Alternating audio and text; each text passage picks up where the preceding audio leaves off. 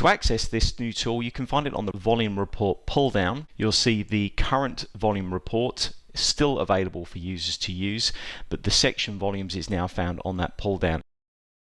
Once you've opened the form, you'll notice it's fairly similar to the original form. However, there are some significant differences. If we click on change 10 on this particular road, we're presented with a live view of the subgrade of our template that's being applied to this particular string, and also polygons representing the different areas of cut and fill. To help visualize this, what we can do is go to the settings tab just up here on the top, and we've got a number of different display tools you can turn on and off.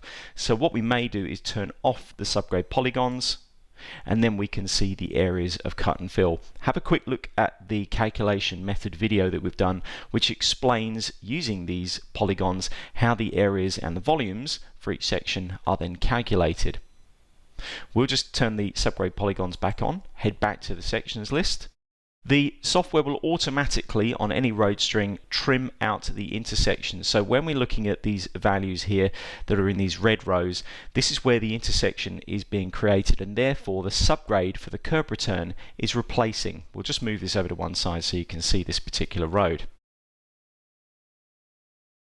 The subgrade for the road will begin at either one of these curb TPs, and that will vary. But what it means is we will not calculate the volume in this area with the intersections being trimmed. You'll note that we now provide you with a visual.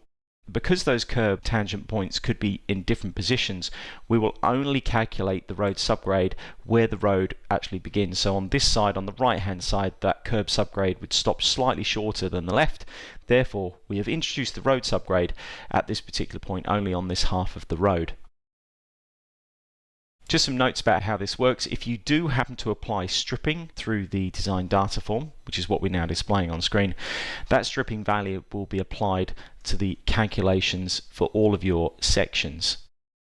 On the right hand side, we have a viewer. This viewer, what we're calling the multi-section viewer, will present to you all of your cross sections for your string in one single environment. So this is a cross-section window viewer for all cross-sections, which, as you can see, I can zoom in and out of and view all of my individual cross-sections in this one single environment. This form also has some extra benefits in the sense that you can also export this particular output in this viewer as a DWG file. We'll click cancel on that. There are some additional options in here to change some of the visuals and change some of the spacing. So if you did want to plot these off to a DWG file, you could change how that output is set up. The material totals are listed for you, assuming you've applied materials to any part of your string design. The material totals are listed for you at the top. We've also got section extents. Now, this did exist in the current volumes form. However, now we give you a few more options to control the extent of the volume calculation. If we click on add, you'll be given immediately an option to control the left side of the design based on a cut and fill condition, which is based on the centerline code. So in this case, my centerline code is actually in fill. So what I'm going to do is say on the left side, if my centerline is in a fill situation, I would like to restrict the design based on a code, an alignment, or a width. And if we go into the left, you can see that width is -15. So we also have the option of an alignment to control the extent of the volume calculation. If I pick code, and then here now pick LEB,